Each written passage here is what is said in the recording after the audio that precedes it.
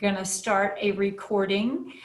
Folks who have joined us, if you, I'm going to go ahead and make you a co-presenter, Nikki, and I will, or a co-host, and I will go ahead and ask everyone else to mute themselves if they're not muted. That'd be great. So I'm Susan McCracken. I am the director of the Career Development Center here on campus. And as many of you know, we have a whole series of career meetups, and we've been working hard to make these very intentional and sort of unique topics so that they would be you can always come and see us about how to do a resume, but we really want to have engaging conversations, especially with our alumni. So today we have two pretty amazing women who are with us, and I'm going to allow them to introduce themselves. If you have questions, please put those in the chat.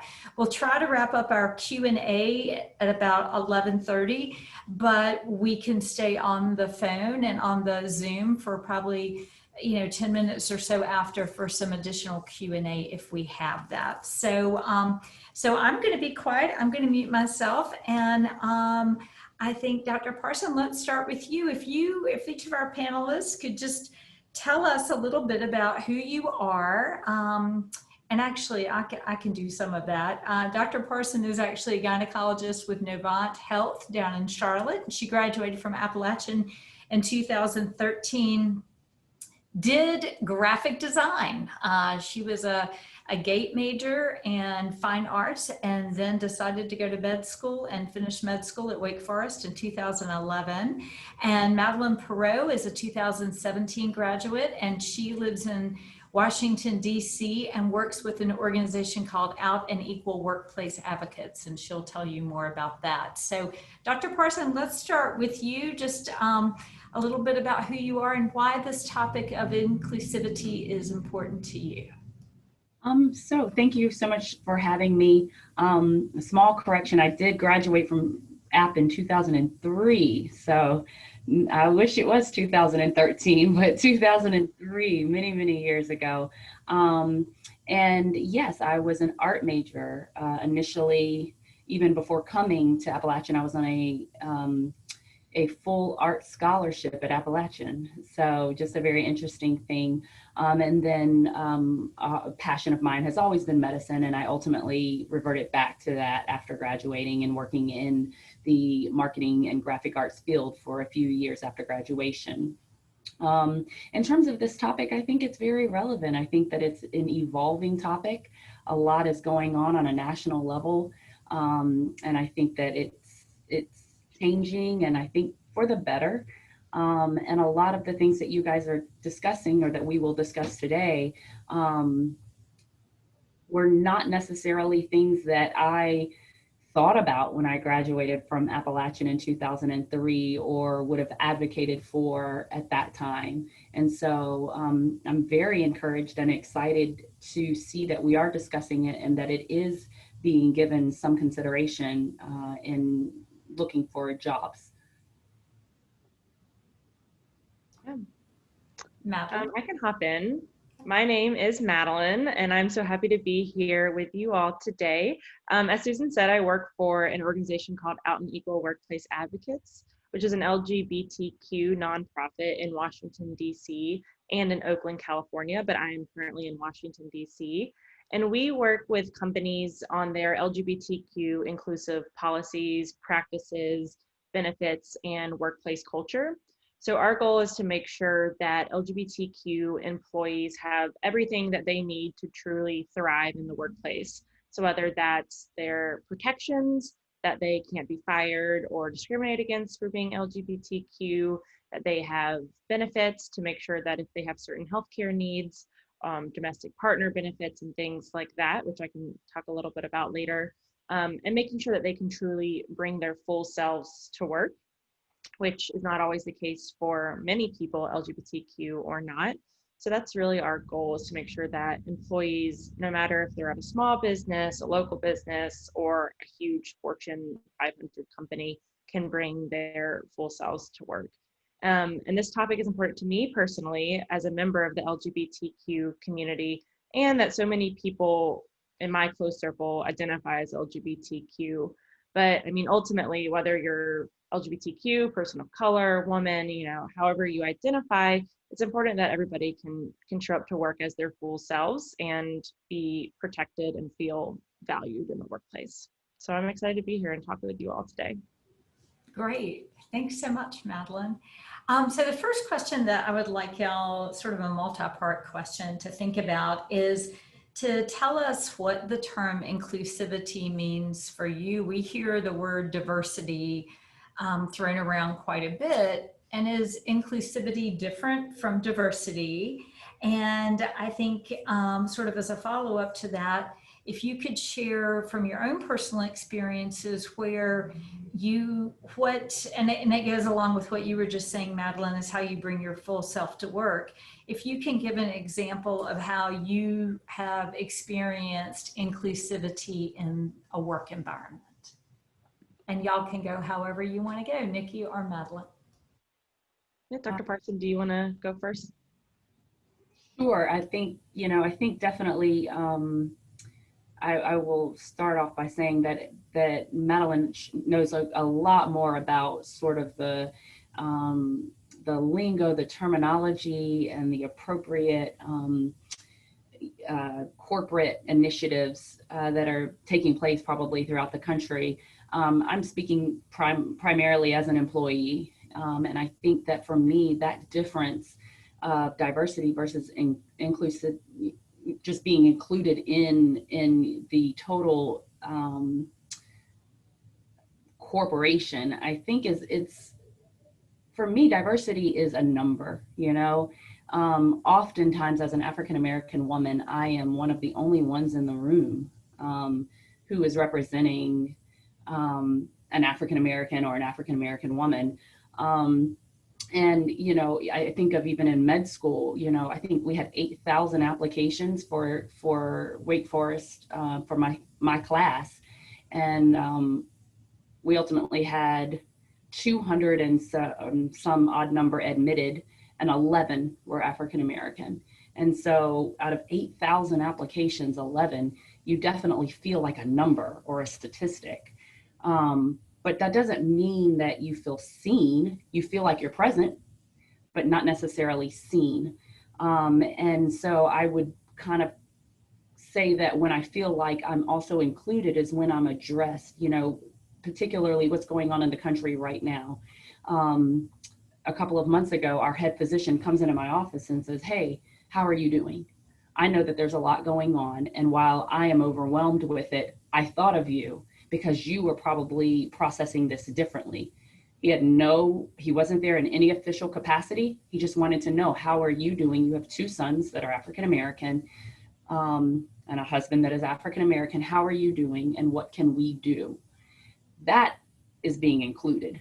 I think then he proceeded as lead physician to, at our next monthly meeting, that being a topic that we were going to discuss. And he asked that the African-American physicians just talk about our experience with being African-American and being a physician, and what's that like when a patient has declined to see me because I was Black, or wanted a second opinion from my, you know, colleague who has less years of experience, but I guess probably they wanted a second opinion just to make sure that what I was saying was true. And so to me, that felt included and not, we're just a diverse group of physicians here.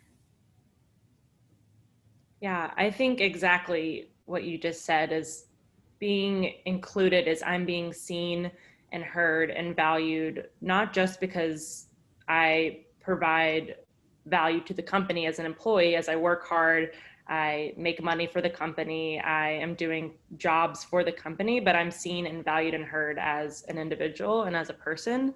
I think like no matter where we spend our times, whether it's, you know, workplace, in school, for some of you all or wherever, being included means, like I said earlier, you can show up as your authentic self and know that no matter what, you will fully be seen, heard, accepted, and be able to thrive in the workplace. I think, like I said, it goes beyond what you produce as a worker, but it's that your opinions, your thoughts, your feelings, your background, like Nikki said, your family members, that they all matter to your employer or your professors or whoever you are dealing with. And for me, diversity, you always will hear this. You probably have heard this in some of your classes or in some of your, if you've taken any trainings on diversity and inclusion, is that diversity is having a seat at the table, but inclusion is having a voice at the table. And I think that's an important distinction. Is diversity is we have representation from people from multiple walks of life, ethnicity, sexual orientation, gender identity, but do those people have a voice? Because if not, then your diversity doesn't really mean anything for your company or for the people that you're counting as diverse heads.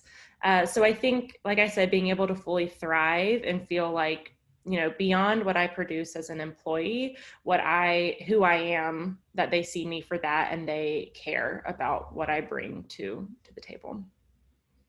Yeah, so I think that's all I got for that one. Okay, great. Thank you. So Nikki, you mentioned when you started med school, there were like 11 people who identified the same as you out of a class of over 200. So I guess, you know, as we make choices and students make choices about, is this internship site, is it going to be supportive of me? Is this graduate school experience going to honor who it is I am and what I bring to the table? Can y'all talk a little bit about, like, well, I guess particularly thinking about your med school experience, were there times even in the application where you were like, I don't know, I might be the only, you know, I might be the only Black woman in my class. I'm probably gonna be, you know, a minority in several different categories. And how do I decide if that's a place I wanna put myself? And then I think along that, for both of you to address, what are signals, I think that's a word you use, Madeline, what are sort of things that students might look for or questions they might ask or research they might do to determine, like for instance, a med school application, yes, this is what the demographic of our med school looks like, but then here are certain types of programs or supports or opportunities we have for students that might help support them based on their identity. So if y'all could talk a little bit about how do you make a decision and what should students be looking for as they're trying to decide, is this employer a place where I can be my authentic self or not? So I think, sorry, I should also say, if I disappear, I'm here, but I may have to hand this computer, the video over for a second. So interesting enough, I think I identified initially walking into my med school first day, I was actually 8 months pregnant. And that was not necessarily the overarching plan, but that's what was the reality. And I think that was probably my lead identifier for me was, here I am, I'm your non-conventional student. I graduated with a different degree. I went back, I've now come back. I'm older than those around me. I'm married and I'm about to have my second child. Very different than my surrounding classmates who were quite a bit younger, a lot of them single. And so realizing how much that is your identity, you know, we're all sitting here and we're thinking about studying, and I'm also thinking about, I'm going to have this child and I need to nurse and I need to, you know, get my other son to daycare, and so it's an all-encompassing sort of identity here. And what does that mean?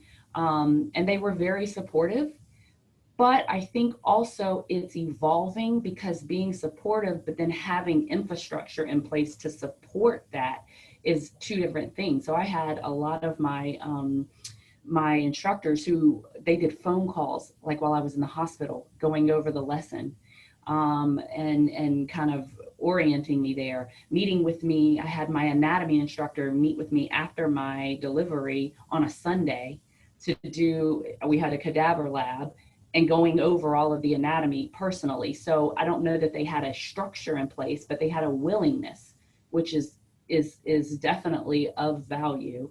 Obviously, we'd like to get to a place where you actually have a structure in place to accommodate different people who are in different stages of their life. And then the other thing, I think, as an African American, I remember something coming out where an alumni had written to Wake Forest saying that diversity equaled mediocrity. And Wake Forest responded and disagreed and publicly said that. And so I think that that also gives me hope and encouragement that you don't have to have it right or fully flushed out, but are you an institution that values the things that I value? And then do I see evidence of that either in the structures you have in place or in the efforts that are being made to create those structures? Yeah, I think for me, I've had a little bit of a different experience because I've worked at two large LGBTQ organizations. So my identity as a lesbian is not often questioned because that's just kind of the norm. So I used to work at the Human Rights Campaign, and now I work at another LGBTQ nonprofit. So I've kind of had a different, where in college it might have been a little different, but now this is just the norm. But being a woman also in these spaces, you see a lot in the media and in leadership or in pop culture, oh, LGBTQ people are, rising to the top. We've got it all made. But a lot of that is white, cisgender, gay men. So for women in the LGBTQ movement, I am white, so I do have privilege there. But being a woman in the movement, you still are often overshadowed by these successful, rich, white, gay men.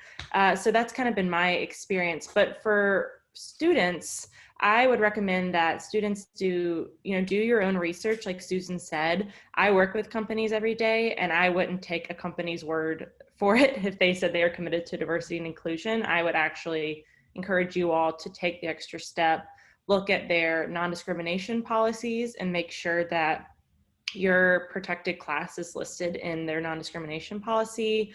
I would look at their workplace protections, harassment policy, look at who their board members are and who is on their leadership team. If you can go on their staff page and it's all white people, then maybe that's not the company you want to work at. Or if they don't have anything on their website about, Black Lives Matter. In these times, companies have public statements on their social media, on their website that says, our company believes that Black Lives Matter. And that's kind of the norm. If they don't have anything on their website about employee resource groups, if they're a large company, or if they don't have anything about LGBTQ protections, then that's probably a sign that they aren't putting in the work to make sure that people are protected and included. So I would encourage students to do that research. And also, I think, now it's becoming the norm is if you're in the interview process, you can ask a company, what are your commitments to diversity and inclusion? What is your company doing to hire diverse applicants? Where is your company sending their recruiters? Are you going to Appalachian State? Are you going to HBCUs? Where are you going to get your applicants? And I think that is all an appropriate question to ask without being like you're, pushing too far. And if somebody who's talking to you in the interview process doesn't have the answer or kind of flounders or whatever, then that's probably a sign that they aren't talking about this on a daily basis, because by now companies should have that answer locked down. Our commitment to diversity and inclusion is blank. And if the person you're talking to doesn't have that, that's probably a pretty big sign.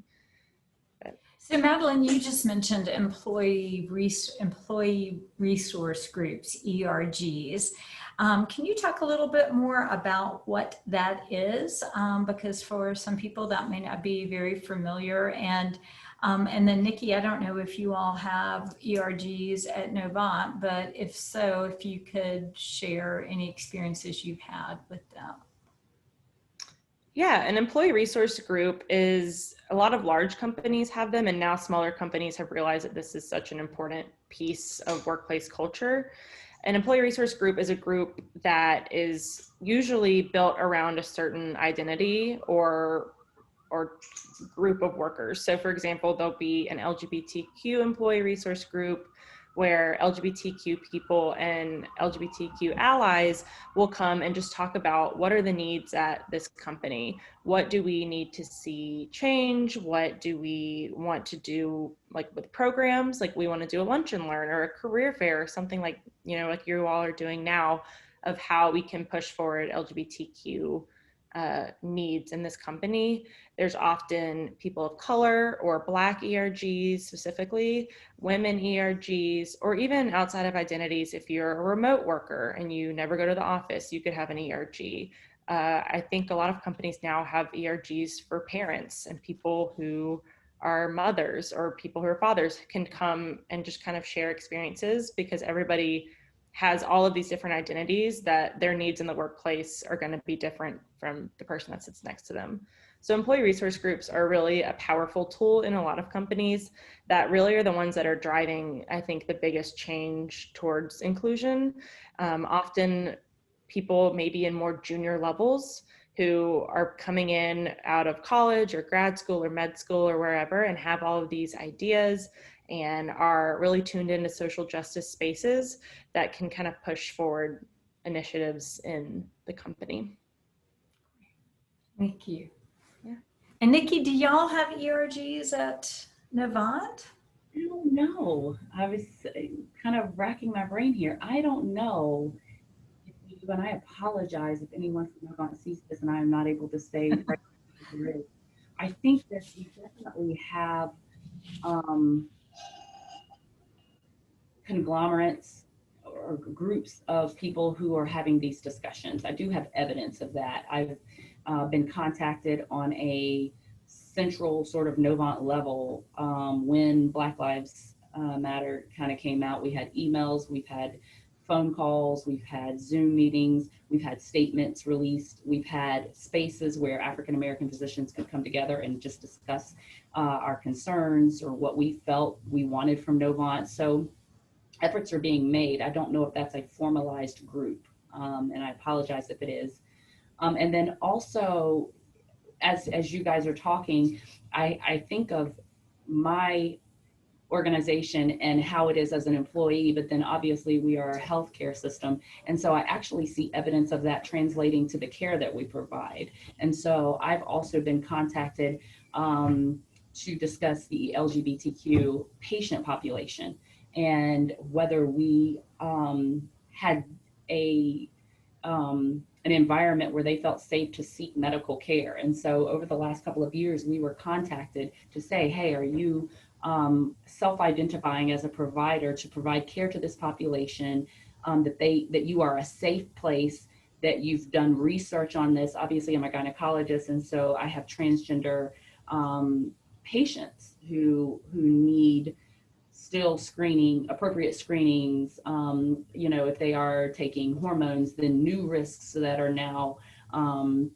needing to be accounted for and whatnot. And so I do see efforts as it relates to these groups being made by Novant that would suggest that if it's not formalized, it's present. Right. So I have one more question, and then I want to open it up to the folks who joined us to see what questions they have. And I can't decide which one I want to ask you. I guess let's choose this one.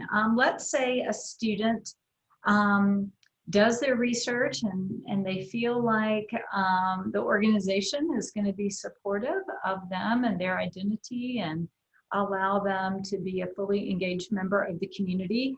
And then once they get there, they discover that that's not actually the case, that they feel isolated, perhaps marginalized, maybe not at a point where they feel they need to file a grievance, but there are sort of these little microaggressions or this undercurrent, this undertone. What advice would you have for a young professional who finds himself, herself, themselves in that type of situation? And then I guess sort of along those lines, what advice do they have, and at what point might they decide this is not the right place for me? I can hop in. I think that something important to know, I think a lot of young people are kind of taught in certain spaces, like you're lucky to have a job. And I think especially now leaving, if you're graduating and we're in this current situation, it's often kind of, you're lucky to have this job, so don't cause any sort of trouble and just keep your head down and do your job. And while it's true that, I feel very lucky to have a job, students shouldn't be told that they can be in a situation where they can accept anything less than what they deserve. So while people are lucky to have a job, people shouldn't take any sort of discrimination or abuse isn't the right word, but anything from a company that's less than supportive isn't acceptable. So I think knowing the appropriate channels wherever you do end up working, even if it's a part-time job while a student, knowing if you do have a complaint or if you do have a concern, where you go to express those feelings. So typically in a larger company, it would be a human resources department or maybe a diversity and inclusion team, but obviously it can vary by company. So I think as soon as you get a job, knowing these channels and also having people in the company who are on the same level as you or mentors who are above you that you can go to help kind of guide you through the process of addressing any concerns, because it's always best to kind of make change in numbers. But I do want to stress again that it's false that people should just be thankful that they have a job and not, look out for themselves. Because if you're working at the right place, the company will want to make sure that you are also happy and are able to succeed. So, and I apologize, there's some sirens going by outside, but yeah, I think it's important to know who you go to and have allies that in the company to have your back. I think that Madeline kind of hit on a lot of what I completely agree with what she's saying. Mentors, I think, having people that you can talk to process things, I think that's really important. I think having people who have been at that company or been in other companies, having mentors within the company, having mentors outside of the company will also give you context. I do completely agree that it's not, I'm just thankful to have a job. No, you should be entitled to the same benefits that everyone else has. With that being said, I also think that these topics are very triggering. They're triggering. I don't know how else to say it, and that's not giving anyone an out, but they're triggering. And so I think that when you're graduating, and I guess I'm telling my age on this, I do feel like the younger population, they're just well versed on this. They do it and they do it better than my generation and the generations before. And so that's an advantage. But I think having an opportunity to process it, to discuss, to dry run it, if you will, because you're going to want to be objective. Because this is a triggering discussion, you're going to want to be objective. You're going to want to have tangible examples, and you're going to want to be kind. Like when you're discussing it, you're bringing it up, you're talking to those folks. Believe me, I'm outraged by so much that I've seen and witnessed, and I'm sure that every population can say, I'm outraged by XYZ or XYZ.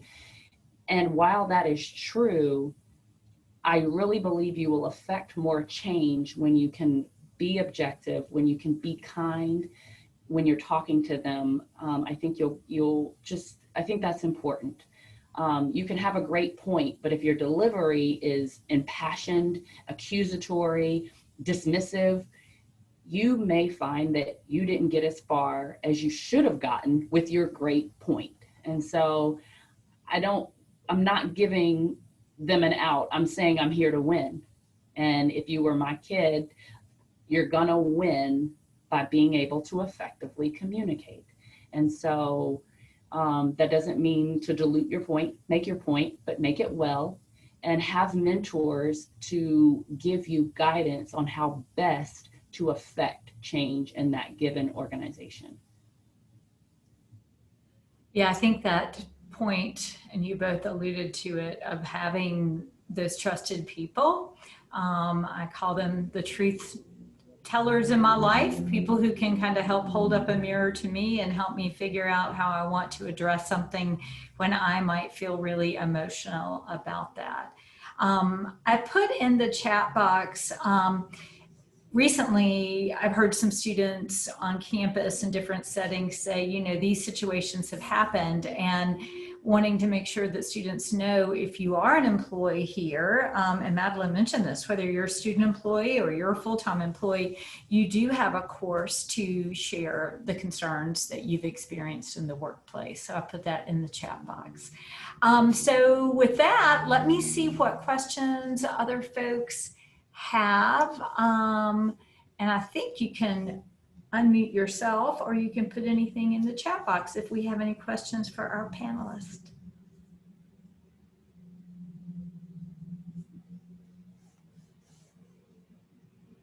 So I have a question for Madeline, because we're getting ready to be in the internship searching season.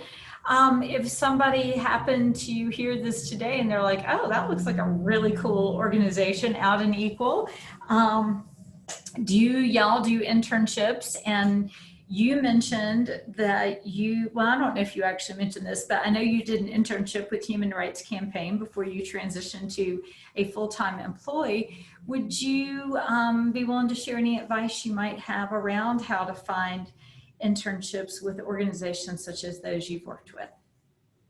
Yeah, so when I was at App and I interned at the Human Rights Campaign in DC, well, one, go to Susan McCracken, just make sure that you are talking to her, because she will help you out and help me out big time. But if you have a passion or an interest that I knew I was interested in LGBTQ stuff, so I went online and what major organizations are focused on LGBTQ advocacy, do they have internship programs? And I would also encourage students to look outside of, Boone, look outside of North Carolina if you are interested in that. A lot of people want to stay close to home, which is also, there's so many opportunities. But I would encourage students, if you are gonna go somewhere for 3 or 4 months, it's best to kind of look or not best, but it's great to look other places and see if there's somewhere else that you want to check out, which is what I did with going to DC and then went back to App to finish senior year. So yeah, if you have any questions, I'm happy to share my email address, and I'm happy to, if you're interested in DC, if you're interested in nonprofit world or LGBTQ stuff, I'm happy to chat with anybody. Out in Equal does have internship. I don't think we did any in the spring. And then Human Rights Campaign, if you're interested in LGBTQ stuff, has a great internship program and hires, I think, like 40 interns every semester. But I'm happy to chat with anybody. I can put some links, or I think Susan is putting some in the. Yeah, and what I'll do, anything else that that you want to send, Madeline, would be great, and I'll share it with everybody who was on this call, and I'll put it on our website. We have a resource page for affinity groups and students from traditionally underrepresented backgrounds. And so we can put some of these links there. And then I would just add the Human Rights Campaign, where Madeline worked. They do a workplace equality index. And of course, they're not going to have a small company like Mass Store on there, but like Amazon or Google, they're going to rate and rank how well they are doing in terms of diversity, inclusivity on all of those topics that were mentioned earlier. So Nikki and Madeline, any closing comments, and we'll wrap up. We're really grateful for your time today. Oh, Tom, do you have a question? Can you hear me now? Yes. Yeah, I just, I had a good question. I really appreciate the comments about compassionate, some compassionate intercourse in the office. Is there statistics, do any of you know about ways to demonstrate where better diversity or inclusivity is actually a good business movement, why it's good for business? Yeah, so I kind of coming at it like specifically for LGBTQ stuff. The Human Rights Campaign has several reports that actually hiring diverse populations, trans people, non-binary people, LGBTQ people as a whole, and people of color, women, actually is better for the bottom line, in that employees who feel supported and represented in the workplace have better engagement, better retention. So they'll stay at the company much longer if they feel like they are supported and valued. Their recruiting, companies can recruit such a larger pool of people if they have those commitments to diversity and inclusion. And when people feel supported in the workplace, then your work is just going to be on such a different level. If you feel like, oh, I want to produce good work for this company because this company cares about me and my people, and I'm going to work harder. But there are several reports. I'm pretty sure a lot of like NGO and nonprofits up here for their identity groups do this research. You know, what are the benefits in hiring from HBCU Black students, and how the bottom line is just going to, you are reaching a different customer pool, you're keeping people longer, you have that institutional knowledge when people stay at the job for more than 1 year. So yeah, that's, and I know Nikki probably has. Yeah, I think, you know, specifically within healthcare, our outcomes are better. So when you have physicians and providers who are diverse and are more reflective of the patient population that they serve, then that patient population have better outcomes, measurable better outcomes in the management of their diabetes, their hypertension, of compliance and whatnot. And so definitely value in diversifying the hires within our organization. And I would venture to say that probably that is translatable to any industry, that if whoever you are hiring is a reflection of those you are working with, serving, or whatever, that you're going to see some measurable improvement in your goals within that organization. Okay, great. Well, thank you to both of you for that. Yeah. So thank you again for y'all's time. Nikki's probably gonna go deliver a baby now. And Madeline is in transition, just gotten back to DC after spending some time in North Carolina. We're really, really grateful for y'all's time today. Something that colleagues down at UNC Charlotte have said that I have stolen is that career development is identity development.